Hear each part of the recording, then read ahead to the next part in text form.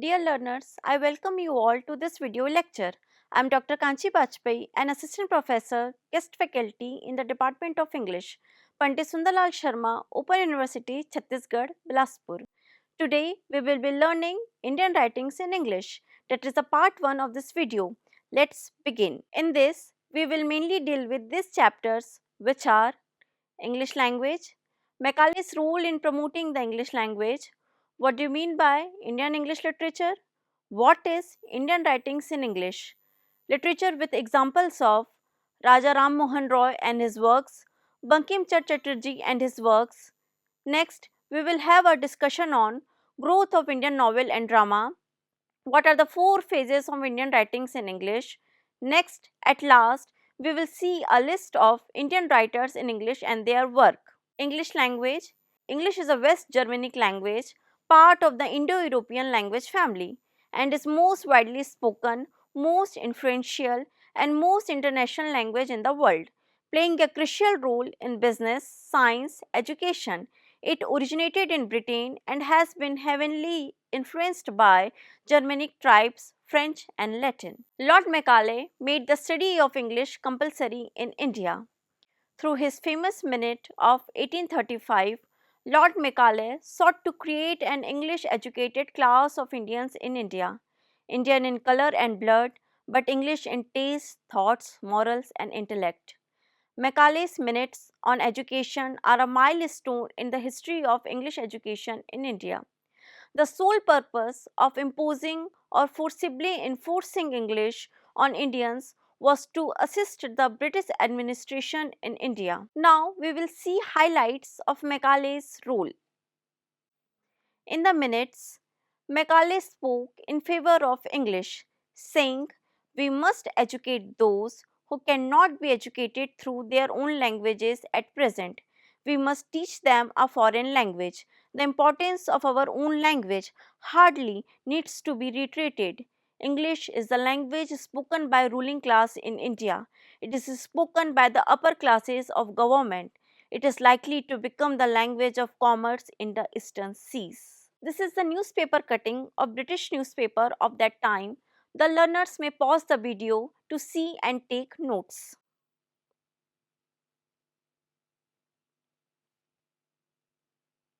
Now the question comes, what is Indian English literature? Indian English literature refers to the body of works produced by authors in India. This group of authors writes in English but is of Indian origin. They are fluent speakers of one or more of various languages of India. The concept of literature has a long history in India, but the term Indian English literature has only recently become popular, falling within the broader scope of post-colonial literature. Indian English literature has now achieved a high status in Commonwealth literature. Indian English literature, that is IEL, or Indian writings in English, that is IWE, encompasses literature from the late 18th century to the present, often reflecting themes such as identity, post-colonialism and social change. Now, Mulk Raj Anand. Mulk Raj Anand is widely considered the father of Indian English literature because his works, especially his novels, offer realistic portrayals of Indian life and social issues such as caste and play a significant role in giving a distinct voice to India's marginalized communities. In English literature, his work Untouchable is a very good example of Indian English literature. Mulk Raj Anand's 1935 novel The Untouchable is a brilliant account of a day in the life of Baka, a young sanitation worker who is a victim of caste-based discrimination and untouchability in India. The story exposes the daily humiliation and social injustice faced by the Dalit community through Baka, who ultimately finds a ray of hope in the ideas of Mahatma Gandhi and a modern solution, that is flush toilets. Now, some key milestones achieved in Indian English literature, that are The Travels of Dean Muhammad 1794 is an autobiographical travelogue by Patna-born Sheikh Dean Muhammad, who became the first Indian to publish a book in English. The book contains first-hand accounts of India's trade, warfare, culture, and wildlife during his travels in northeastern India with the Bengal army during 1770 to 1775, and then during his stay in Britain, Ireland in 1784.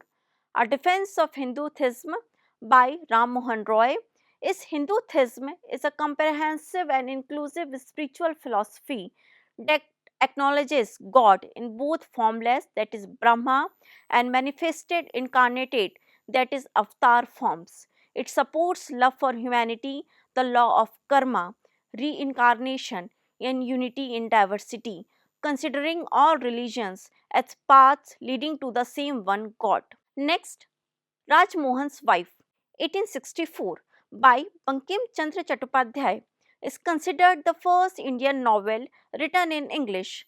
The story depicts the social landscape of 19th century Bengal, the struggle of a courageous woman named Matangini against domestic violence and patriarchal norms, who struggles to find her identity. Ram Mohan Roy was first Indian to write in English. Raja Ram Mohan Roy 1772 to 1833, was a prominent Indian social reformer, scholar, and advocate for modern education. He played a crucial role in socio religious and cultural reforms of the 19th century India. Born in Radhanagar, Bengal, present day West Bengal, India, Raja Ram Mohan Roy came from a Brahmin family and received a traditional Hindu education. These are some works of Ram Mohan Roy: A Defense of Hinduism, 1817, The Precepts of Jesus, The Guide to Peace and Happiness, 1820, Bengali Grammar, 1826, Modern Encroachments on the Ancient Rights of Females, 1822, The Universal Religion, 1829. His works blazed for many great writers, social reformers, and thinkers. Next, Bankim Chandra Chatterjee was born on 26 June 1838 in Kantapala, 24 Pargana district, West Bengal, into an orthodox Bengali Brahmin family. He was a great 19th century Bengali novelist, poet, and journalist known as the Emperor of Literature. His education and career: he was one of the first two graduates of the University of Calcutta with a BA degree in 1857. He served in the government for 32 years before retiring as a deputy magistrate. Now we will see about his works. He composed India's national song Vande Mataram in the 1870s, which was included in his famous novel Anand Mat in the year 1882. He is a major pillar of modern Indian literature, and the next of his work is Raj Mohan's Wife.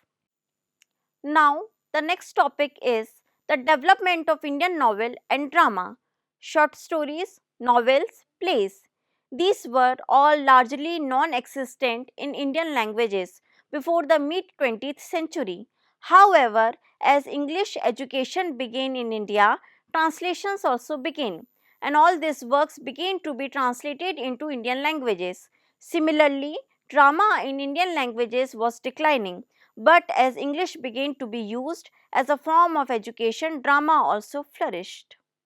We will see about the development of Indian writings in English and its four phases. These were the pioneers in the field of English writing in India, and their works was largely based on imitation of British styles. We can call this early phase from 1830 to 1880 and phase of imitation. Although these early writers also demonstrated remarkable mastery of the English language and strategy, they sowed the seeds that would flourish and bear fruit in the years to come. The second phase is that of Indianization. It can be considered to have begun with the works of Toru Dutt in the last quarter of the 19th century. The third phase can be considered to have begun at the beginning of the new century. This is a phase of increasing Indianization when national consciousness arose among Indians writing in English, and they wrote to express the mind and heart of India to the West. The fourth phase in the post independence India reflects experimentation and individual talent in the works of writers. Indian writers gained confidence and forged new paths on their own. This growth and maturity of Indian writings in English is clearly evident. If we briefly trace the history of Indo English poetry, novels, and drama from 1880 to the present day, that concludes today's lecture, part 1 of this video. Thank you for all joining me today. I hope to see you all with part 2.